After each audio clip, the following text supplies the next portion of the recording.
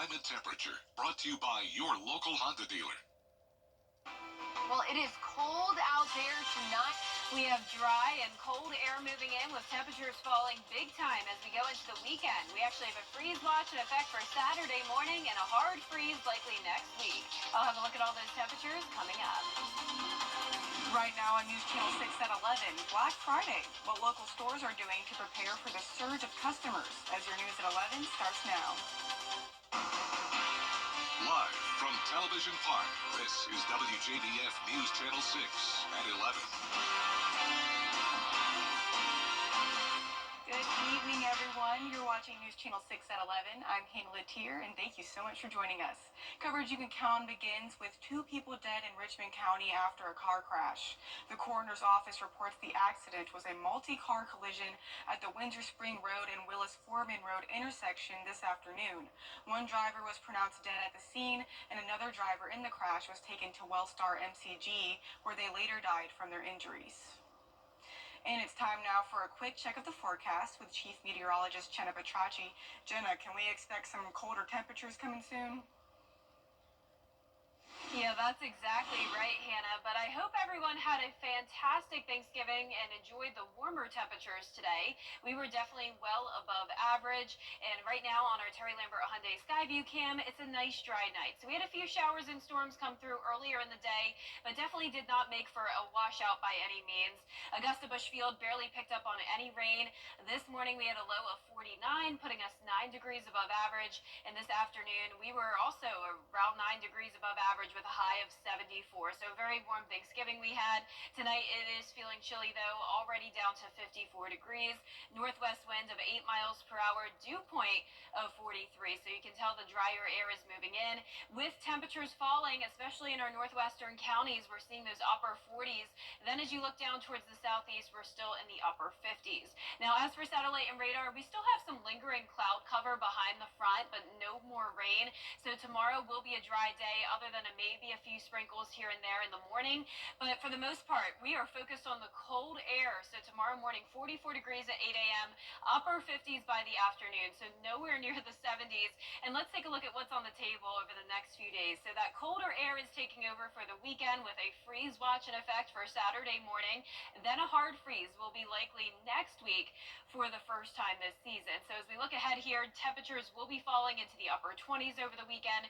But the good news is that if we have the cold air, we at least want some sunshine to go with it. And that's what we're going to have all the way into next week. So coming up, I'll have a look at your full 10-day forecast, but back to you, Hannah.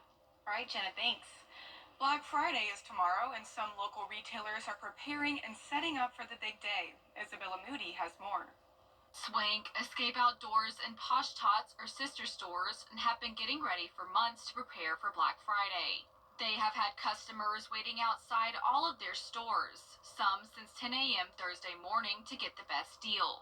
They are thankful the community continues to support them each holiday season. Super special to us, and it's super special that our community comes together to support us, and we want to give that support back to our community and support them in all the things that they do. One shopper has been doing this every year with her sister since Swank has done their Black Friday sale, usually starting to camp out around 5. They have now made this a tradition to take advantage of the sale each year. We have a lot of blankets and an air mattress and chairs, and then we bring portable chargers. We have like a Mr. Buddy heater with the butane tanks. We bring like Kindles and iPads and laptops and stuff to keep us entertained for the night. A group of friends decided to wait in line at Escape Outdoors to be the first 5 to get in and get the best discounts for Black Friday, while also hanging out and watching the football game together. Well, I did it last year too, and I had a good time. So it's just free escape for a year is a good deal because I get all my clothes from here pretty much anyways. So it pays for almost all of it. It is fun. Yeah, we're just chilling out here in the tent. It's like camping. Old friends. Hurricane Helene did not stop the stores from bringing the community what they love and making it even better. There have definitely been a few delays with Helene, but for the most part, we've come together, we've gone to our plan Bs, and we figured out everything to have a fun and exciting, more exciting than ever Black Friday. Swank and Escape Outdoors will be open from 7 a.m. till 8 p.m., and Posh Tots will be open from 7 a.m. to 6 p.m. If you want to keep track of their sales and surprises, you can find that on WJBF.com. In Martinez, Isabella Moody, WJBF News Channel 6. And in Aiken, many chose to spend Thanksgiving with friends and neighbors at the Come to the Table meal. Come to the Table is hosted by the Salvation Army in Aiken. It replaces One Table, which was a community meal that took some time off after struggles to find a venue. 700 meals were served today at First Baptist Church with all the fixins, and staff members say everyone should have a seat at the table on Thanksgiving Day. Events like this make it amazing for people like me who don't have anybody out here, who don't have any family or have any friends, so it is important.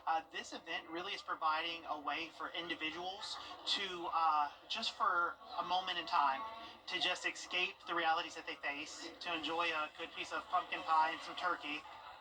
And those event organizers also say that feeding the community brought the community together as one. In Augusta, Cafe 209 held its annual Feast in the Streets Thanksgiving event this morning. From 11 a.m. until 2 p.m., folks had the chance to get a hot meal with all kinds of Thanksgiving favorites and toiletries and sleeping bags. Local members and leaders of the community say coming together for this event speaks to the strength of Augusta amid the recent challenges of Hurricane Helene. Those who benefited from the event agree. I think it's an amazing thing for the community just to kind of revitalize everything that's going on in the community and to have everybody come together and just have smiles and love in the community. That's big for me. So. Event organizers and business owners say they're glad the community was able to stand strong and provide a sense of security for all this Thanksgiving. And a special day for a special group of dogs in Aiken County. Friends of the Animal Shelter provided a healthy meal to all of the dogs without a forever home. Volunteers served the animals turkey casserole. The shelter on Wire Road is closed today and tomorrow, but will reopen on Saturday at 11 a.m. for adoptions. And we're going to have a frigid start to the month of December with low temperatures down into the 20s. I'll have a look at your full Viper 6 forecast when we return. Are you ready? The live Viper 6 Skyview Network, sponsored by Terry Lambert Hyundai.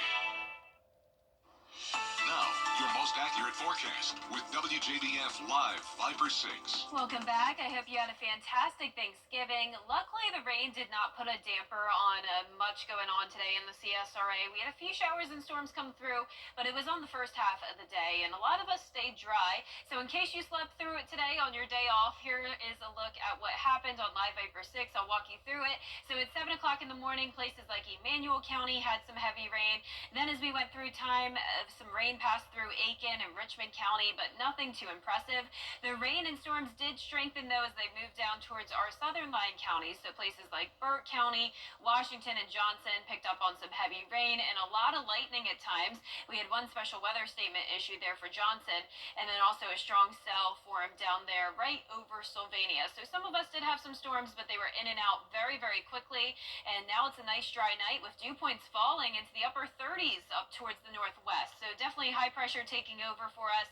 Winds are coming in only up to around 10 miles per hour, so we're no longer under the lake wind advisory that we had earlier today. Gusts only up to around 20 miles per hour this evening. Temperatures are in the upper 40s to upper 50s. Tomorrow morning, we'll see some low 40s and maybe even some upper 30s.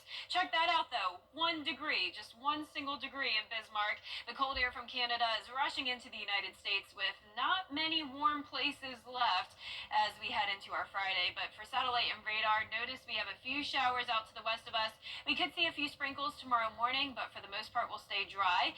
Some places had a white Thanksgiving, though, such as up in the northeast and over towards the Great Lakes region.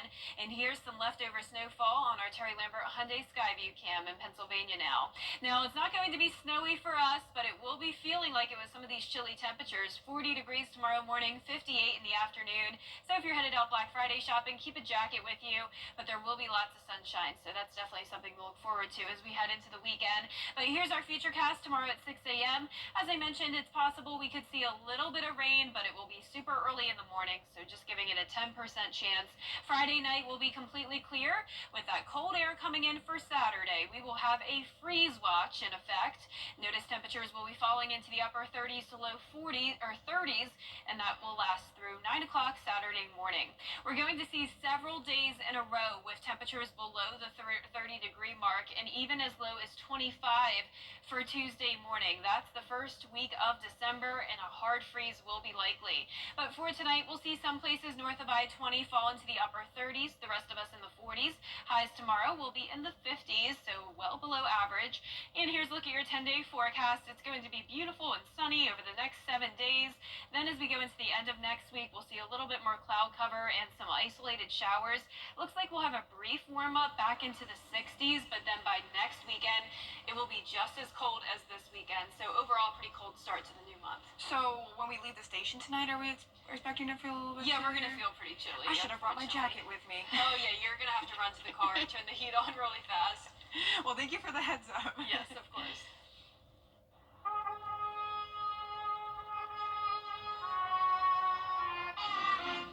Check this out. So that would play. And that is the battle hymn of the Republic. It is played by a lone trumpeter at the start of each home game for the UGA Bulldogs. There are only 3 trumpet players chosen to play the battle hymn as a solo each year. This year, one of them is Mackenzie Matthews, a 2022 graduate of Lakeside High School and a junior at UGA. Her next solo is tomorrow night before the big rivalry game against Georgia Tech. Kickoff is at 7:30 p.m. here on News Channel 6.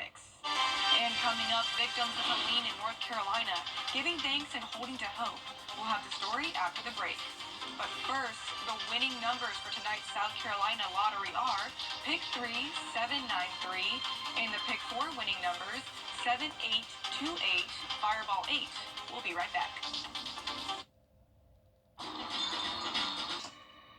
Happy Thanksgiving from News Channel 6.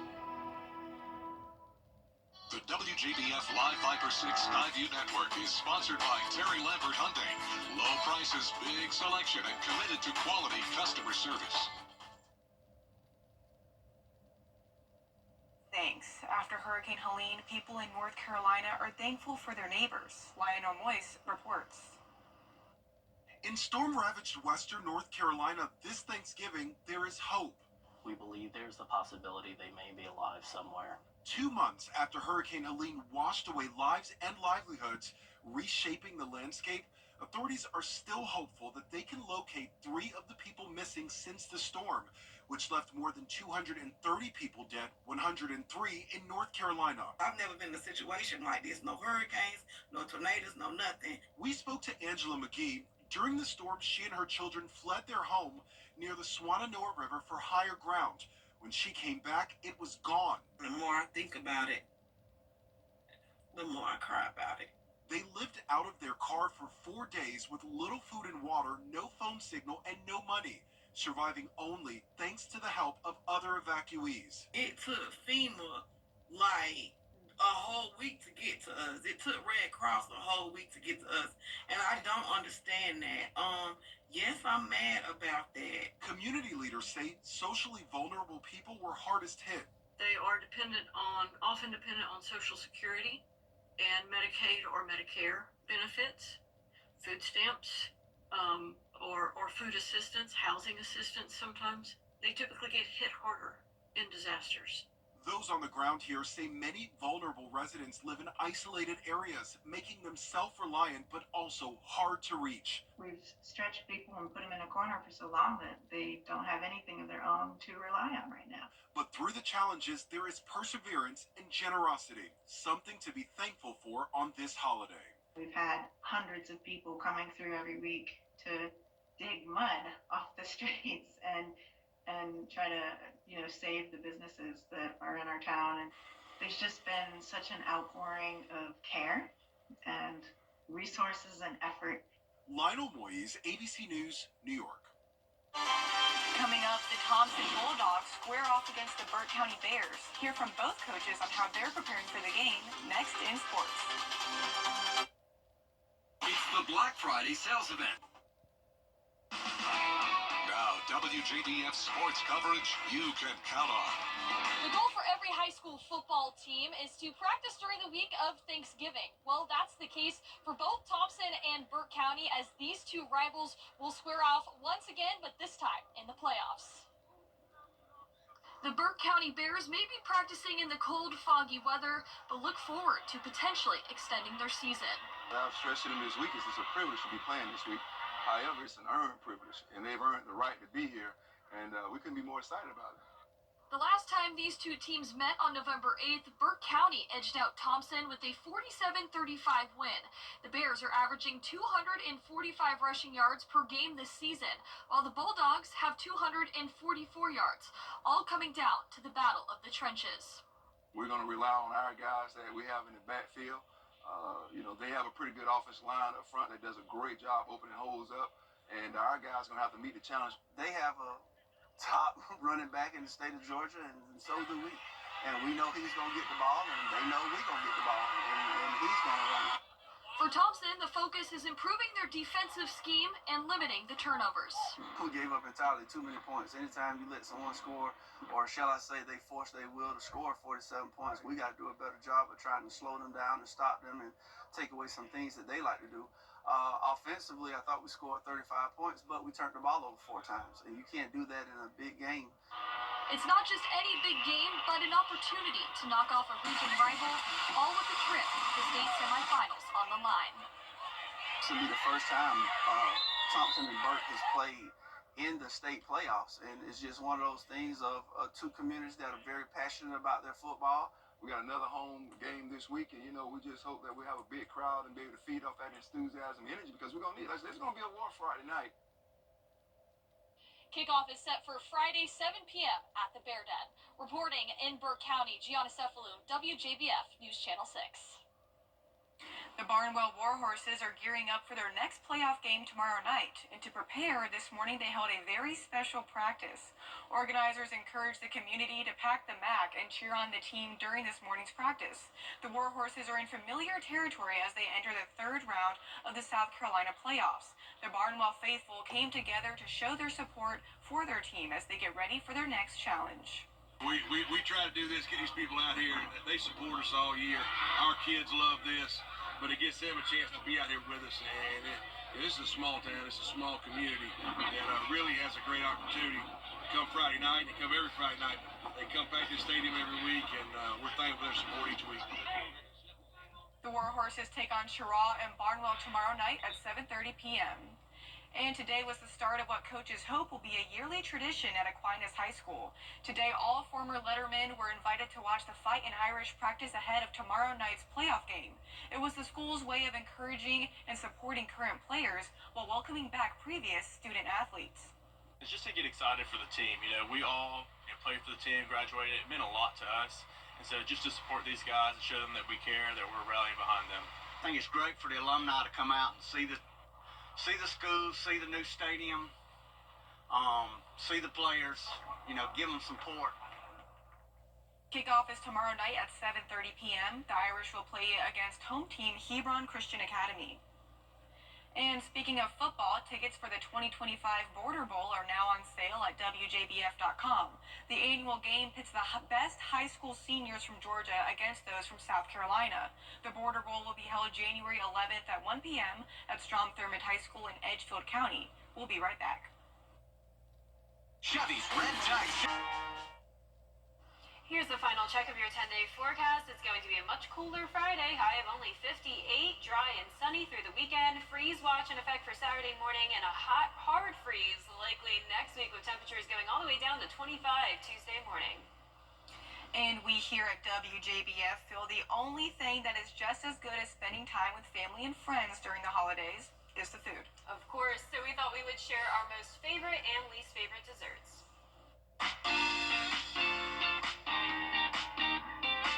Oh gosh, okay. Whew. Let's see. My favorite Thanksgiving dessert is classic apple pie with vanilla ice cream on top. Gotta have that. And my least favorite is pumpkin. I just can't do the texture. So, sorry, pumpkin pie.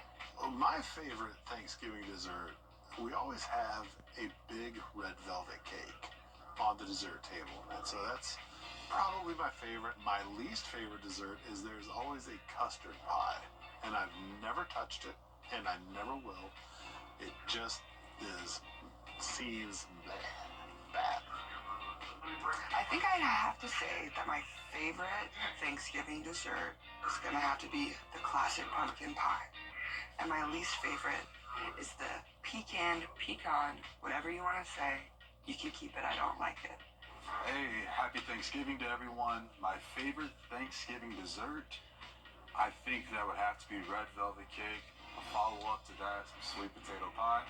However, my least favorite dessert, probably pumpkin pie. You know what? Not even pumpkin pie, cranberry sauce. Get that out of here, dog. Get it off my plate. I'm gonna start with the worst dessert for Thanksgiving. It's a hot take, but I hate pumpkin pie with the ultimate passion. It's not for me. I never want it. It's not for me. It's so gross. But my favorite dessert is actually a Puerto Rican dessert. It is flan de queso. It's basically flan with like cream cheese. It's very delicious. Not so well for lactose people. My favorite Thanksgiving desserts. I'm not real choicy. I'm not real picky. I pretty much like anything as long as the person that put it before me can cook. Least favorite dessert, easy. Fruitcake. Fruitcake is just, there's too much going on with that. And there's something not right with a cooked item that will last 4 to 6 months. Something about it just not right. All the That's people super cute. that I know. the viewers don't get to see very often or ever. They don't, and I miss them because they're not even here today. I know, it is so empty here in the newsroom. I think we've got, what, like 4 people in the Yeah, we building got a right now? skeleton crew. Yeah, but it's always nice when it's nice and peaceful here on our last day. Oh, stop. Yes, you guys, Jenna said it. I did announce it earlier on my social media, but it is my last day here at WJBF, and I've kind of been, like, just ignoring it. I've come to terms with it now, but my contract ended and I wanted to explore different opportunities. But I really do just want to say thank you from the bottom of my heart for everybody who has welcomed me into their living rooms over the past 2 years and let me cover their stories. I love you all, and thank you, CSRA. And go look at her Facebook post. It's very nice. Go look at my Facebook post. Have a good night.